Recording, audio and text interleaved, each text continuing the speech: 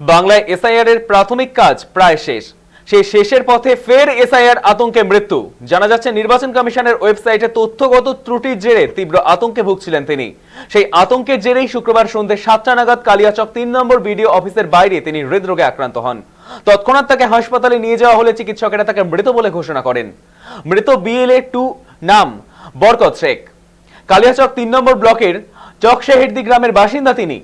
নির্বাচন কমিশনের ওয়েবসাইটে ওই ব্যক্তির বাবার নামের জায়গায় রসুল শেখের পরিবর্তে শুধু শেখ থাকার জন্য আতঙ্কে ভুগছিলেন তিনি।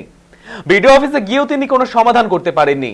এই ঘটনায় বৈষ্ণবনগর বিধানসভা তৃণমূলের বিধায়ক চন্দনা সরকার বলেন, নির্বাচন কমিশনের গাফিলতির জন্যই তার মৃত্যু হয়েছে, এর দায়ভার তাদেরকেই নিতে হবে।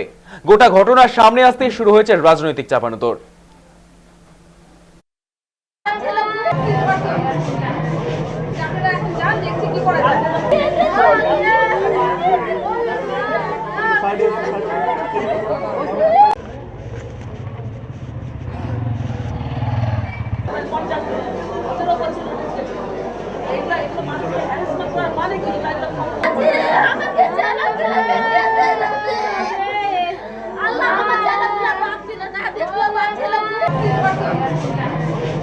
মানে নামটা ভুল চলে এসেছিল, কিছু ফর্মটা ভুল এসেছিল, দিয়ে এবার শুধু মা আর বাবার ঠিক ছিল, বাকি ওর ফ্যামিলির পুরোটাই ভুল ছিল। তো ওই ব্যাপারে ওই এসেছিল বিডিও অফিসে গিয়ে বিডিও সাহেবের সঙ্গে কথা বলেছে। বিডিও সাহেব কিছু বলতে পারেনি ওকে, কিসের জন্য মানে ভুলটা এসছে তা কিছু বিডিও সাহেব এখন বলেনি।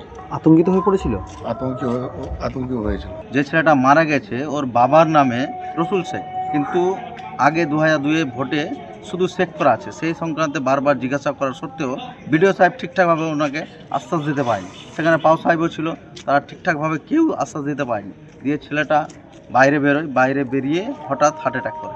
বিডিও সাহেবকে জিজ্ঞাসা করছে, তাহলে আমার এপিক নাম্বার দেখে যেহেতু উঠবে, তো এপিক নাম্বার তো আমার ঠিক আছে, তাহলে আমার নামটা কেন বাদ গেলো, ভেরিফিকেশানে কেন পড়লো? ওর বাড়ির আরও 3 জন বাদ গেছে এবং সবাই আতঙ্কিত, যেহেতু এপিক নাম্বার আছে। এর আগে আমরা শুনেছি যে এপিক নাম্বার ঠিক থাকলেই হবে, নাম টামের ব্যাপারটা থাকছে না। তো এপিক নাম্বার থাকার সত্ত্বেও আবার ওর নামটা বাদ যায়, সেই জন্য প্রচুর আতঙ্কিত, 2000 লোকই আতঙ্কিত আছে।